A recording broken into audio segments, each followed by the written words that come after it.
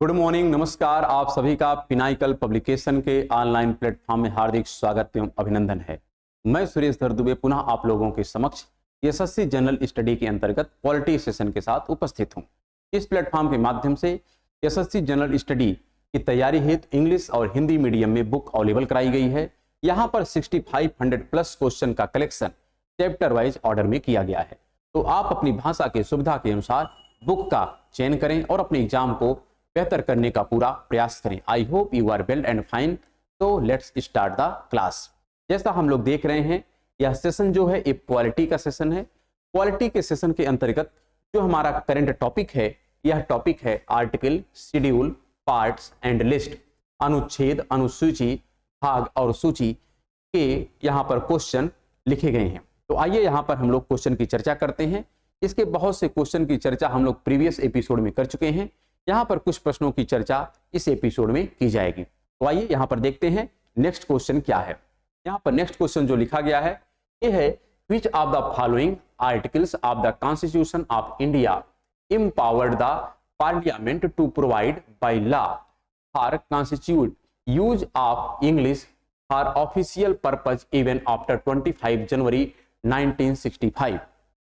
भारत के संविधान के निम्नलिखित में से किस अनुच्छेद ने संसद को 25 जनवरी 1965 के बाद भी आधिकारिक उद्देश्यों के लिए अंग्रेजी के निरंतर उपयोग के लिए कानून द्वारा प्रदान करने का अधिकार दिया है?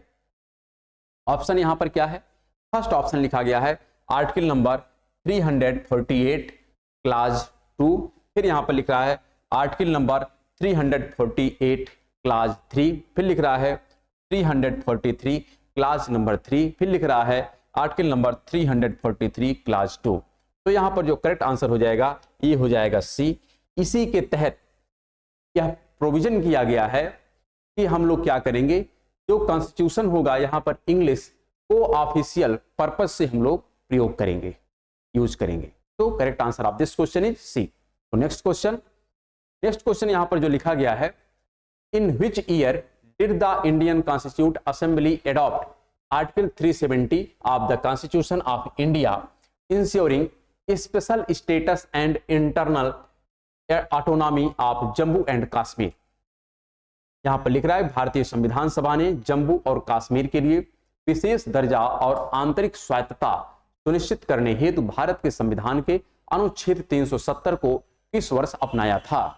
यहां पर ऑप्शन लिख रहा है, ऑप्शन है 1952, सेकंड ऑप्शन है 1949, थर्ड ऑप्शन है 1961 एंड फोर्थ ऑप्शन है 1950। तो करेक्ट आंसर यहां पर क्या है? 1949। जब पाकिस्तान ने जम्मू कश्मीर के ऊपर अटैक किया, ऐसा आभास हुआ, तो जाकर के महाराजा हरि सिंह ने क्या किया, भारत के साथ एक विलय पत्र पर साइन किया। और यह जो घटना है, यह जो इवेंट है 1949 की है। और यह क्वेश्चन इसलिए पूछा जा रहा है, यह कंटेम्प्रेरी इशू का है, समकालीन मुद्दे हैं, क्योंकि हाल फिलहाल में 2019 में जैसा हम लोगों ने देखा है कि जम्मू कश्मीर का जो स्पेशल प्रिविलेज था आर्टिकल नंबर 370 के तहत उसको डिसमेंटल कर दिया गया है। अब भारत का वो क्या हो गया, एक अभिन्न अंग है, अर्थात उसको किसी प्रकार का स्पेशल प्रिविलेज नहीं दिया गया है। तो इसी कारण से यहां पर क्वेश्चन पूछा गया है कि 370 जो आर्टिकल है इसको कब इंप्लीमेंट किया गया था? तो आर्टिकल कब इंप्लीमेंट किया गया था?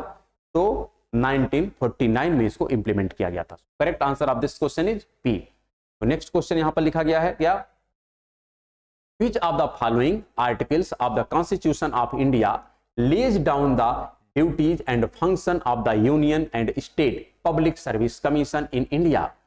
भारत के संविधान के निम्नलिखित में से कौन सा अनुच्छेद भारत में संघ और राज्य लोक सेवा आयोगों के कर्तव्यों और कार्यों को निर्धारित करता है? ऑप्शन क्या लिख रहा है यहां पर, article number 312, article number 320, article number 308 and article number 316। तो यहां पर करेक्ट आंसर जो हो जाएगा ये हो जाएगा आर्टिकल नंबर 320। इसी आर्टिकल के प्रोविजन में यह व्यवस्था की गई है क्या, कि भारत में संघ और राज्य लोक सेवा आयोगों के कर्तव्यों और कार्यों का प्रॉपर यहां पर डिस्क्रिप्शन किया गया है। तो यहां पर करेक्ट आंसर जो हो जाएगा आर्टिकल नंबर 320। तो हम लोग आते हैं नेक्स्ट क्वेश्चन पर, और यहां पर जो नेक्स्ट क्वेश्चन लिखा गया है इसको भी ध्यान से पढ़ते हैं और फिर आंसर देते हैं। क्या लिखा गया है, which one of the following articles of the Indian constitution direct the state to ensure the right of citizens to adequate means of livelihood. भारतीय संविधान का निम्नलिखित में से कौन सा अनुच्छेद राज्य को नागरिकों को, ध्यान रखिएगा, राज्य को नागरिकों को आजीविका के पर्याप्त साधनों का अधिकार सुनिश्चित करने का निर्देश देता है? यहां पर ऑप्शन लिख रहा है आर्टिकल नंबर 29, सेकंड ऑप्शन है आर्टिकल नंबर 39, थर्ड ऑप्शन है आर्टिकल नंबर 27, फोर्थ ऑप्शन है आर्टिकल नंबर 33। तो यहां पर एक क्लियर आपको होना चाहिए कि जो पॉइंट लिखा गया है ये पॉइंट किसका है? आजीविका की बात कर रहा है। किसकी बात कर रहा है? लिवलीहुड की बात कर रहा है। नागरिकों को लिवलीहुड दिया जाएगा, पर्याप्त नागरिकता की बात, पर्याप्त आजीविका की बात करता है। रोजगार मिलना चाहिए। क्या मिलना चाहिए? रोजगार मिलना चाहिए। तो यह राज्य का जो नीति निर्देशक तत्व है जिसको हम कहते हैं directive principle of the state policy, जो भाग नंबर 4 है, भाग 4 जो हमारा है, भाग 4, जिसके आर्टिकल आपके शुरू होते हैं 36 से लेकर के 51, इसी को कहते हैं राज्य के नीति निर्देशक तत्व। इसी का पॉइंट है directive principle of the state policy.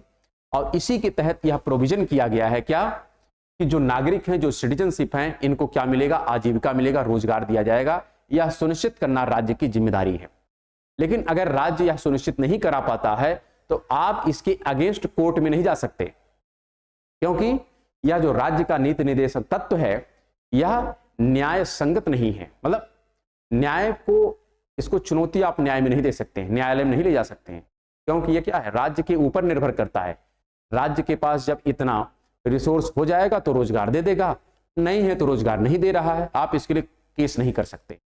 लेकिन अगर फंडामेंटल राइट का वायलेशन हो जाए तो आप डायरेक्ट सुप्रीम कोर्ट जा सकते हैं। कहां जा सकते हैं? डायरेक्ट सुप्रीम कोर्ट जा सकते हैं। ये जो पॉइंट है यह किस आर्टिकल में लिखा गया है? तो यहां पर ऑप्शन आप देखिए, ये 29 ये किसका आर्टिकल है? ये फंडामेंटल राइट का है। तो फंडामेंटल राइट तो ये है नहीं, ये राज्य के नीति निर्देशक तत्व है।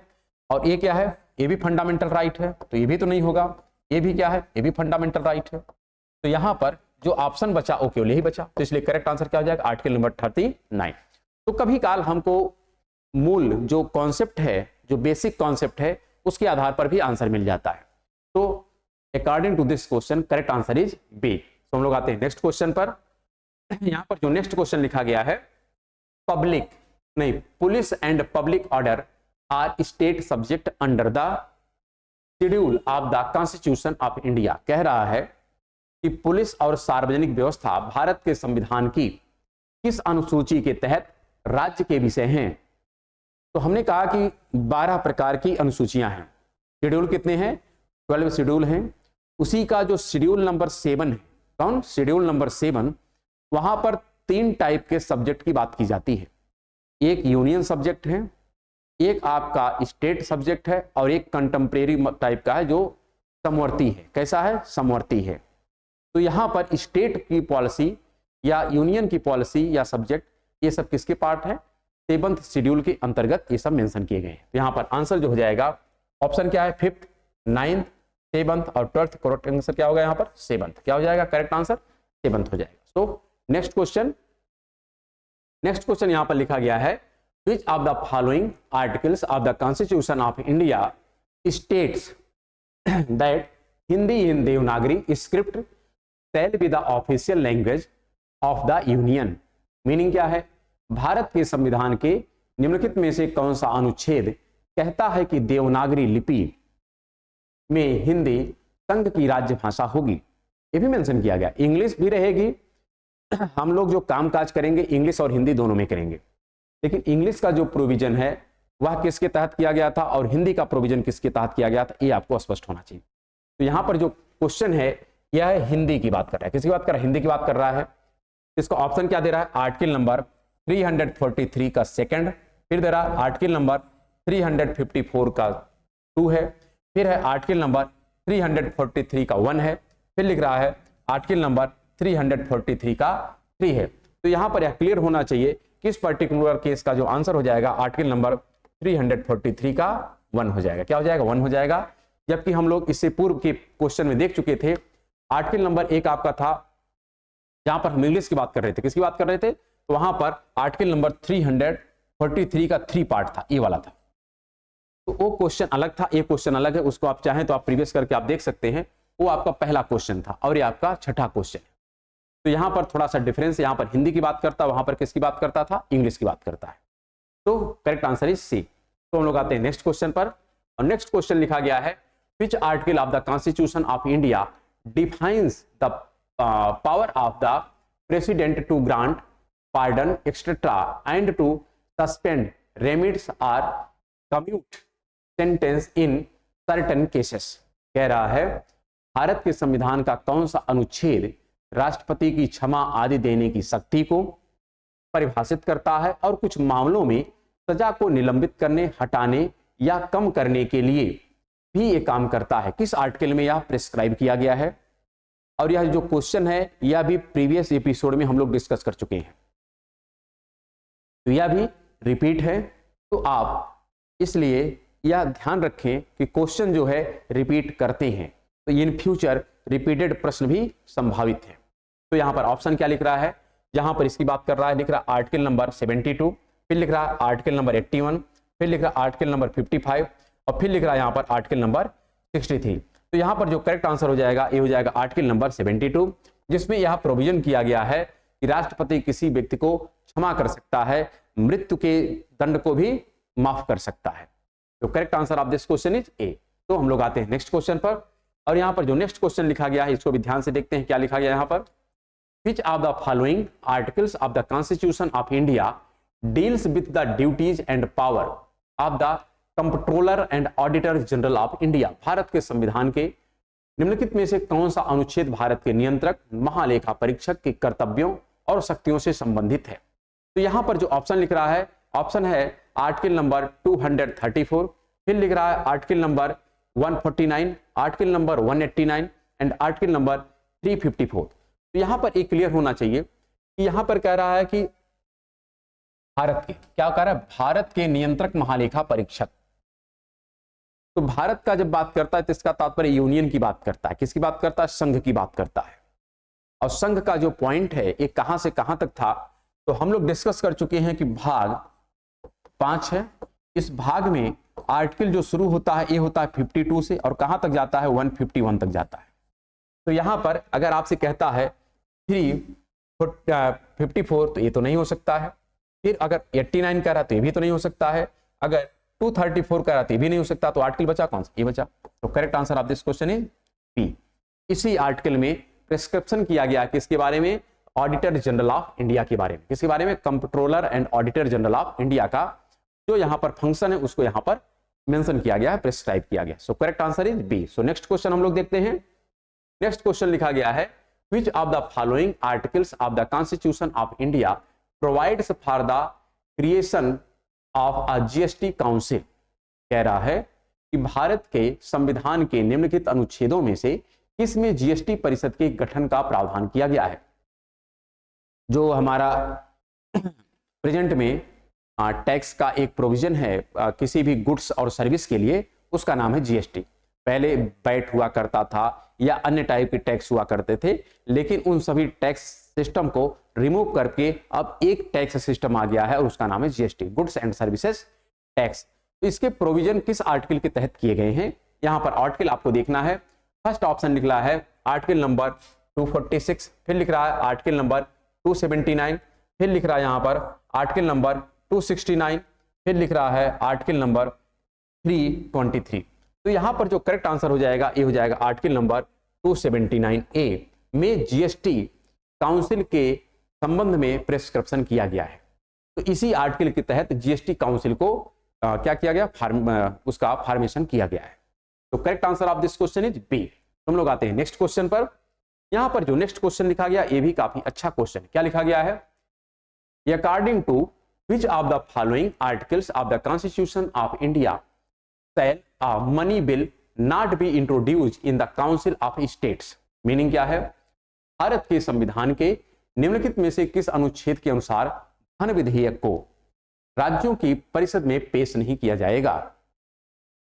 तो यहां पर आपको ये मेंशन करना है कि यह प्रोविजन किस आर्टिकल में किया गया। आर्टिकल नंबर 109, आर्टिकल नंबर 354, फिर लिख रहा है आर्टिकल नंबर 298, फिर लिख रहा है आर्टिकल नंबर 193। तो यहां पर जो करेक्ट आंसर हो जाएगा ये हो जाएगा आर्टिकल नंबर 109।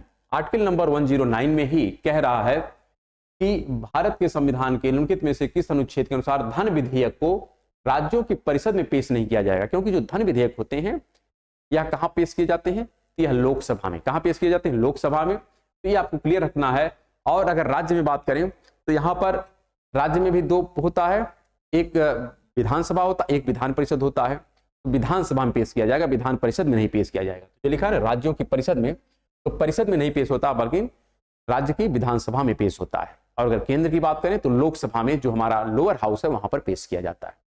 तो correct answer of this question यहां पर हो जाएगा ए। और अगर देखा जाए कि हम लोग जो मनी बिल है या जो फाइनेंस बिल है यह किसके आर्टिकल के तहत आती है, तो आर्टिकल नंबर 1010 के तहत आती है। किसके तहत आती है?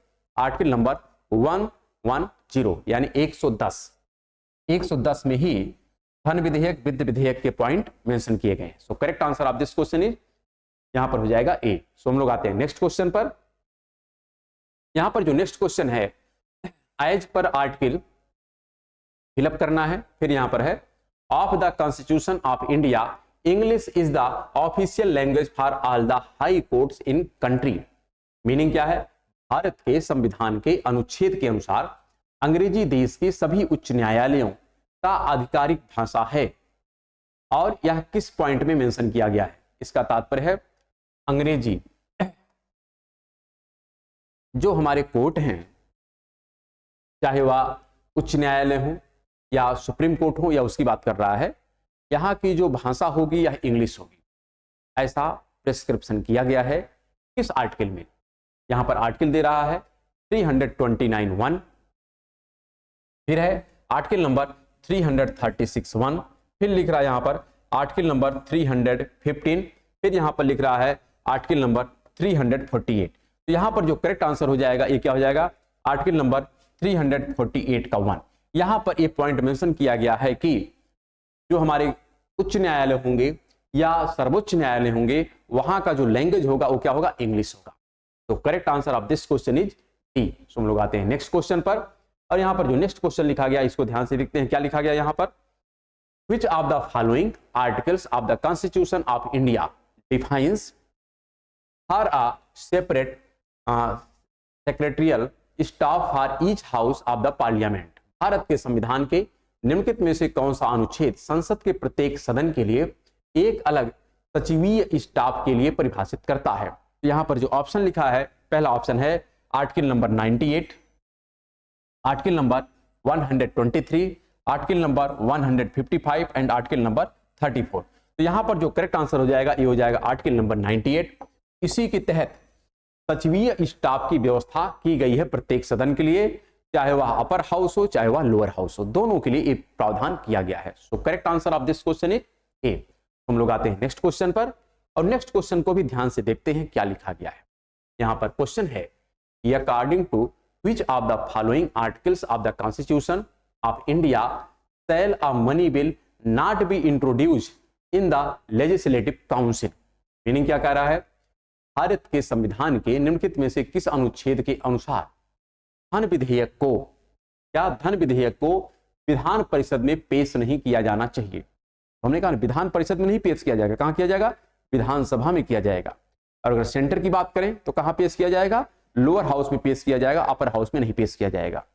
तो यहां पर जो ऑप्शन है कह रहा है कि किस आर्टिकल में यह प्रोविजन किया गया है। यहां पर ऑप्शन है आर्टिकल नंबर 333, फिर यहां पर लिख रहा है आर्टिकल नंबर 198, फिर यहां पर लिख रहा है आर्टिकल नंबर 451, फिर लिख रहा है आर्टिकल नंबर 189। तो यहां पर क्लियर रखिएगा कि ये आर्टिकल तो कोई है ही नहीं है।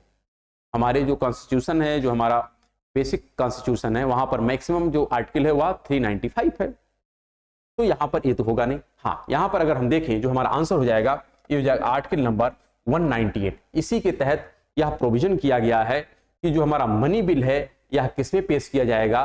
ध्यान रखिएगा, लेजिस्लेटिव काउंसिल में पेश किया जाएगा। कहां पर किया जाएगा? लेजिस्लेटिव काउंसिल में पेश किया जाएगा। So correct answer of this question is B. So हम आते हैं नेक्स्ट क्वेश्चन पर।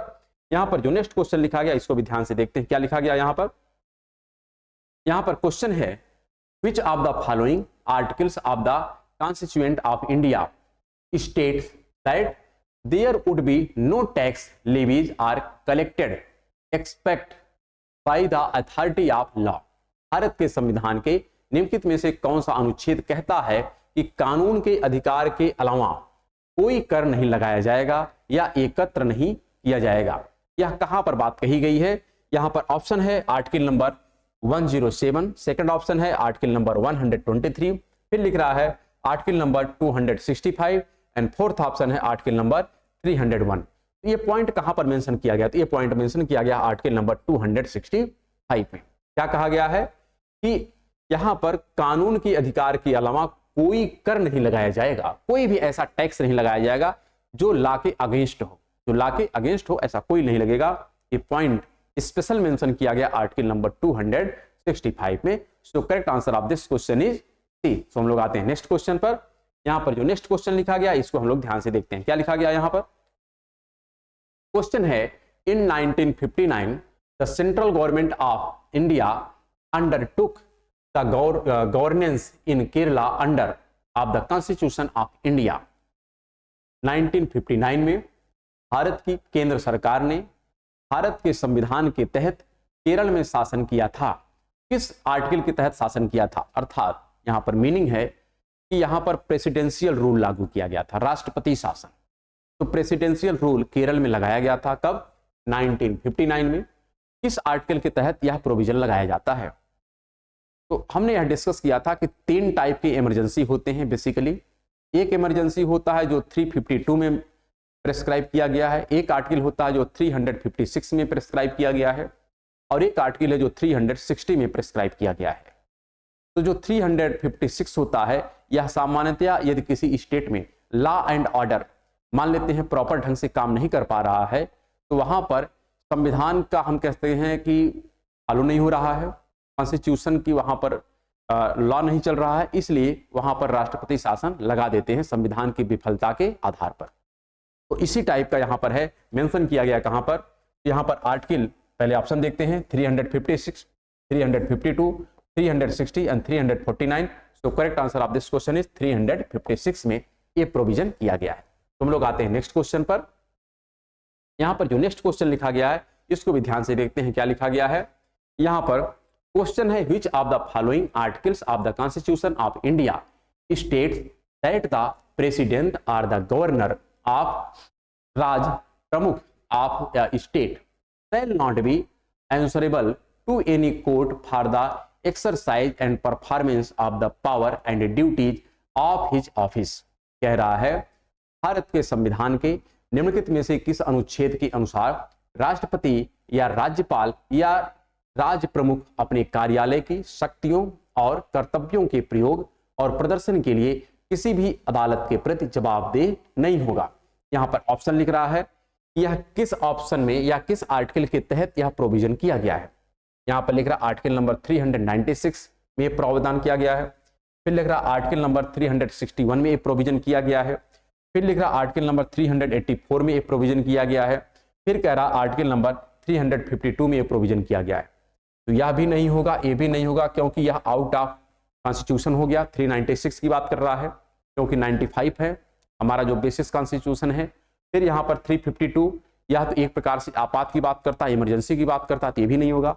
यहाँ पर बचता है 2 ऑप्शन और यहाँ पर करेक्ट हो जाएगा क्या? आर्टिकल नंबर 361 के तहत ये प्रोविजन किया गया है। तो इसका करेक्ट आंसर हो जाएगा बी। और हम लोग आते हैं नेक्स्ट क्वेश्चन पर। यहाँ पर जो नेक्स्ट क्वेश्चन लिखा गया है ये भी काफी अच्छा प्रश्न है। क्या लिखा गया है ध्यान से देखें। which of the given articles of the Constitution of India mentions the following? There shall be a council of ministers with the Prime Minister at the head to aid and advise the President who shall in the exercise of his function act in accordance with such advice। कह रहा है भारत के संविधान के दिए गए किस अनुच्छेद में निम्न का वर्णन है? ऑप्शन क्या लिख रहा है, मतलब वर्णन है। राष्ट्रपति की सहायता करने और उसे सलाह देने के लिए मंत्रिपरिषद होगा। राष्ट्रपति इस मंत्रिपरिषद की सलाह के अनुसार अपने कार्यों का निष्पादन करेगा। ये जो पॉइंट हैं ये पॉइंट किसके तहत है? देखो यहाँ पर राष्ट्रपति है, राष्ट्रपति को सलाह देने के लिए एक मंत्रिपरिषद होगा और उस मंत्रिपरिषद को हेड कौन करता है? प्राइम मिनिस्टर करता है। तो इसका तात्पर्य है प्राइम मिनिस्टर या मंत्रिपरिषद जो कहेगी वो राष्ट्रपति को करना पड़ता है। यहाँ पर राष्ट्रपति का कोई कह सकते हैं उनका अपना कोई रोल नहीं होता है। ये जो पॉइंट है एक इस आर्टिकल में मेंशन किया गया है, एक क्वेश्चन आपसे पूछा जा रहा है। क्वेश्चन यहाँ पर आर्टिकल क्या है, यह आर्टिकल नंबर 71A में मेंशन किया गया है, क्या करेक्ट है कि नहीं। फिर लिख रहा है यह आर्टिकल नंबर 71(2) में मेंशन किया गया है। फिर कह रहा है कि यह आर्टिकल नंबर 74(1) में मेंशन किया गया है। फिर कह रहा है कि यह आर्टिकल नंबर 74(2) में मेंशन किया गया है। तो यहाँ पर जो करेक्ट आंसर होगा यह आर्टिकल नंबर 74(1) में मेंशन किया गया है, जहां पर राष्ट्रपति के या प्रेसिडेंट के सपोर्ट के लिए एक क्या होगा, मंत्रिपरिषद होगी। तो करेक्ट आंसर इसका क्या हो जाएगा, सी हो जाएगा। तो नेक्स्ट क्वेश्चन यहां पर जो लिखा गया है आप ध्यान से देखें। Which of the following articles of the constitution of India deals with the organisation of agriculture and animal husbandry. कह रहा है कि भारत के संविधान का निम्नलिखित में से कौन सा अनुच्छेद कृषि और पशुपालन के संगठन से संबंधित है। यहां पर हम लोग डिस्कस तो कर रहे हैं क्वेश्चन को, लेकिन बस एक ही आपसे रिक्वेस्ट रहती है कि वीडियो को देखें लेकिन आप बुक के साथ देखें। यदि आप बुक प्रेफर कर रहे हैं तो बुक का जो एक्सप्लेनेशन है काफी बेहतर ढंग से दिया गया है। वहां पर क्वेश्चन का जो एनालिसिस है इतने स्पष्ट ढंग से किया गया है कि आप उसके माध्यम से अपने आंसर को और क्रिस्टल क्लियर कर सकते हैं। तो आपको बुक के साथ साथ इस वीडियो को प्रेफर करना चाहिए, जिससे आपका कॉन्सेप्ट क्लियर होता चला जाए। तो यहाँ पर इस पर्टिकुलर केस का अगर हम देखें, जो कह रहा है कि किस अनुच्छेद में कृषि और पशुपालन के संगठन से संबंधित प्रोविजन किया गया है, ऑप्शन क्या यहाँ पर लिख रहा है।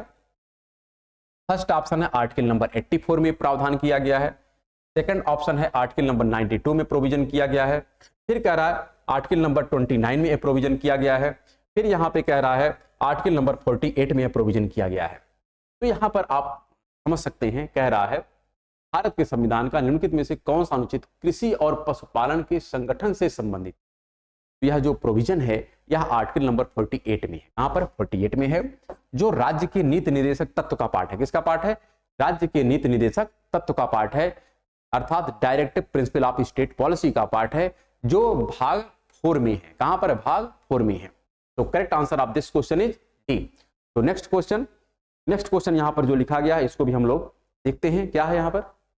Which of the following subjects is covered in 11th schedule of the constitution of India. निम्नलिखित में से कौन सा विषय भारतीय संविधान की 11वीं सूची के अंतर्गत आता है। यहां पर टोटल अगर देखा जाए 12 सूचियां हैं। कितनी सूचियां हैं, 12 सूचियां हैं। जो 10th नंबर की सूची है वहां पर दल बदल संबंधी प्रोविजन किए गए हैं कि मान लेते हैं कोई एमपी या एमएलए है, वह एक पार्टी से इलेक्ट होता है और फिर वह अपनी पार्टी छोड़ करके किसी दूसरी पार्टी में चला जाता है। तो दल बदल के नियम का कह सकते हैं उन्होंने वायलेशन किया है, इसलिए उसका मेंबरशिप क्या हो जाएगी, डिसमेंटल कर दी जाएगी। तो यह आर्टिकल किस में किया गया है, तो यह 10 नंबर में है, ये शेड्यूल नंबर 10 में है। इसी प्रकार कह रहा है कि जो शेड्यूल नंबर 11 है इसमें किसकी बात करता है। यहाँ पर ऑप्शन लिख रहा है मेजर फॉरेस्ट प्रोड्यूस की 11वीं सूची के अंतर्गत आता है। यहाँ पर फर्स्ट ऑप्शन है मेजर फॉरेस्ट प्रोड्यूस। फिर लिख रहा है हेल्थ एंड सैनिटेशन, क्या बात कर रहा है, हेल्थ एंड सैनिटेशन। फिर यहाँ पे कह रहा है यहाँ पर है लार्ज स्केल इंडस्ट्री, बड़े उद्योग की बात करता है। क्या कर रहा है, बड़े उद्योग की बात कर रहा है। फिर यहाँ पे कह रहा है पुलिस एंड पब्लिक ऑर्डर। यहाँ पर ये क्लियर रखना है कि ये जो पॉइंट है ये हेल्थ एंड सैनिटेशन के हैं। किसके हैं, हेल्थ एंड सैनिटेशन के हैं। तो किसमें है, तो शेड्यूल नंबर 11th में है। किसमें है, शेड्यूल नंबर 11th में है। अगर हम शेड्यूल नंबर 11th की बात करें तो यहां पर पंचायत की बात की जाती है। किसकी बात की जाती है, पंचायत की बात की जाती है। जो भाग नंबर हमारा 9 है, भाग 9 और शेड्यूल नंबर 11, तो यहां पर ये अलग से ऐड किए गए हैं, और यहां पर 29 सब्जेक्ट की बात की गई। कितने सब्जेक्ट की बात की गई, 29। तो ये क्लियर रखिएगा, जो 11वीं अनुसूची है, 11वीं अनुसूची में किसकी बात की जाती है, पंचायत की। और पंचायत के यहाँ पर कितने पॉइंट बताए गए हैं, 29 सब्जेक्ट की यहाँ पर बात की जाती है। ये हमको क्लियर होना चाहिए। और यह किसमें है, तो भाग है एक 9। क्या है, भाग 9 है, पार्ट 9 है हमारे कॉन्स्टिट्यूशन का। पार्ट 9 में एक शेड्यूल है, जिस शेड्यूल का नाम है यहाँ पर 11, और यहाँ पर पंचायत की बात की जाती है, पंचायत में कितने सब्जेक्ट है, 29 है। इसी प्रकार जो हमारा यहाँ पर भाग 9A है वहां पर किसकी बात की जाती है, नगर पालिका की बात की जाती है। और नगर पालिका जो है यह किस शेड्यूल में है, तो शेड्यूल नंबर 12 में है। कहां पर, शेड्यूल नंबर 12 में है। तो इसी प्रकार जो नगर पालिका है, क्या है, नगर पालिका, इसकी बात जो की जाती है यह शेड्यूल नंबर 12 में की जाती है। किसमें की जाती है, शेड्यूल नंबर 12 में। लेकिन इसका जो भाग है यह है 9A है। क्या है, 9A है, 12 है। और यहां पर कितने सब्जेक्ट है, तो यहां पर 18 सब्जेक्ट की बात की जाती है। कितने की बात की जाती है, 18 सब्जेक्ट की बात की जाती है। तो आपको इसको भी ध्यान में रखना होगा क्योंकि यहां से भी प्रश्न पूछे जाते हैं। तो correct answer of this question is B. क्या हो जाएगा, बी, क्योंकि यह 29 जो सब्जेक्ट है पंचायत में, उसी में सब्जेक्ट आपका है स्वास्थ्य एंड स्वच्छता, health and sanitation. So correct answer of this question is B. Next question यहां पर देखते हैं क्या लिखा गया है। नेक्स्ट क्वेश्चन है, which of the following states is include in the 6th schedule of the constitution of India. Bharat के संविधान की 6ठी अनुसूची में, किसमें, 6ठी अनुसूची में निम्नलिखित में से कौन सा राज्य शामिल है। ऑप्शन लिख रहा है यहां पर नागालैंड, फिर क्या लिख रहा है, मणिपुर, फिर लिख रहा है मिजोरम, और फिर लिख रहा है अरुणाचल प्रदेश। तो यहां पर जो करेक्ट आंसर होगा ये होगा मिजोरम। किसकी बात करता है, मिजोरम। मिजोरम को शेड्यूल 6 में मेंशन किया गया है। So correct answer is C. हम लोग आते हैं नेक्स्ट क्वेश्चन पर। यहां पर नेक्स्ट क्वेश्चन लिखा है, which of the following articles of the constitution of India has a provision for the constitution of legislature in state. Bharat के संविधान के किस अनुच्छेद में राज्य में विधानसभाओं के गठन का प्रावधान किया गया है। राज्य के विधानसभाओं के गठन का प्रावधान किया गया है। ऑप्शन है article number 167, article number 168, article number 163 और फिर यहां पर है आर्टिकल नंबर 165। तो यहां पर जो करेक्ट आंसर हो जाएगा ये हो जाएगा आर्टिकल नंबर 168। आर्टिकल नंबर 168 में ही यह प्रोविजन किया गया है कि राज्य में विधानसभाओं का गठन किया जाएगा। तो correct answer of this question is B. तो हम लोग आते हैं नेक्स्ट क्वेश्चन पर। और नेक्स्ट क्वेश्चन यहां पर जो लिखा गया है इसको भी ध्यान से देखते हैं। क्या लिखा गया है, Which article in the Constitution of India empower the President of India to promulgate ordinance when the Parliament is in recess? Meaning क्या है, भारत के संविधान के किस अनुच्छेद के अनुसार राष्ट्रपति संसद के स्थगन पर अध्यादेश पारित करता है। क्योंकि राष्ट्रपति के पास अध्यादेश पारित करने का क्या होता है, पावर होता है, और राष्ट्रपति के पास क्षमादान करने की भी पावर होती है। राष्ट्रपति के पास अन्य भी कई पावर हैं और उसी में एक पावर क्या है यहाँ पर, अध्यादेश जारी करने की। कह रहा है किस आर्टिकल के तहत यह अध्यादेश जारी करता है, ऑर्डिनेंस जारी करता है।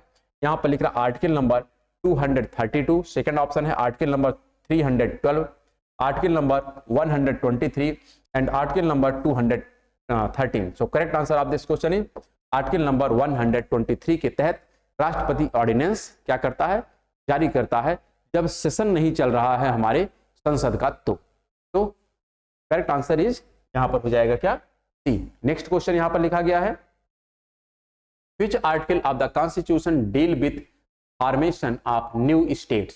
संविधान के किस अनुच्छेद का संबंध नए राज्यों के गठन से है। क्या कर रहा है, संविधान के किस अनुच्छेद का संबंध नए राज्यों के गठन से है। ऑप्शन क्या यहां पर है, article number 4, article number 2, article number यहां पर है 5 एंड आर्टिकल नंबर है यहां पर 3। तो यहां पर जो करेक्ट आंसर होगा ये हो जाएगा आर्टिकल नंबर 3। आर्टिकल नंबर 3 के ही तहत, क्योंकि जो भाग 1 है, भाग 1 में ही ये सारे पॉइंट मेंशन किए गए हैं। तो करेक्ट आंसर क्या हो जाएगा यहां पर,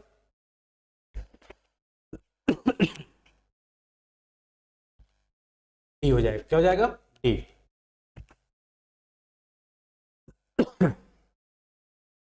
चलिए नेक्स्ट क्वेश्चन देखते हैं हम लोग। नेक्स्ट क्वेश्चन है, under which article of the Indian constitution are special provision provide to language spoken in section of the. इसका क्वेश्चन हम लोग नेक्स्ट एपिसोड में डिस्कस कर लेते हैं थोड़ा क्या है। तो थैंक यू, धन्यवाद।